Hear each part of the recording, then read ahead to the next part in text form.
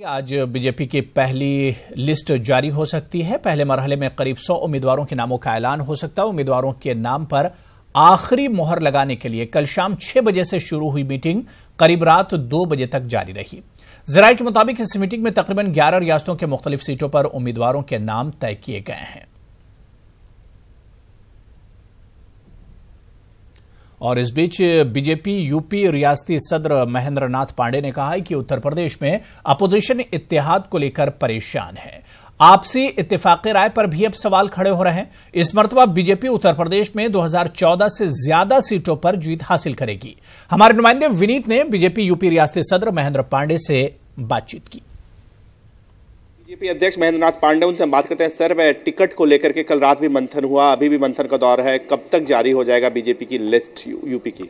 संसदीय दल की बैठकें क्रमशः चल रही हैं और संसदीय दल अति शीघ्र अपनी सूची जारी कर देगा। सर, मैं कितनी कॉन्फिडेंट है सर इस चुनाव को लेकर के, 2019 के चुनाव को लेकर के? क्या है कि विपक्षी दल भी जो एकजुट हो रही है। विपक्ष एकजुट है कि बटा है, ये रोज खबरों में है।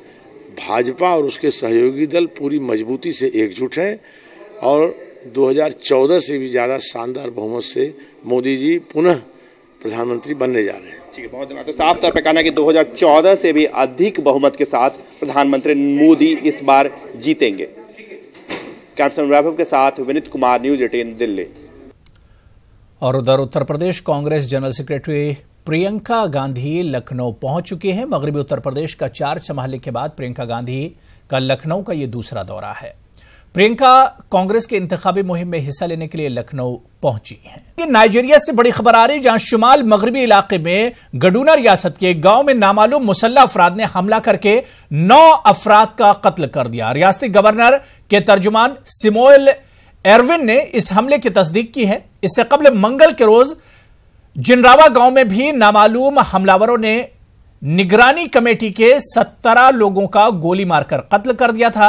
मकामी सिक्योरिटी एहलकारों के मुताबिक गुज़िश्ता रोज मकामी वक्त के मुताबिक शाम 4 बजे मुसल्लह अफराद ने गबोक गांव पर नंदू हमला किया था। गडोना शुमाली नाइजीरिया की इन रियासतों में जहां कई बार हमले हो चुके हैं और इन हमलों में खवातीन और बच्चे सबसे ज्यादा मुतासिर होते हैं।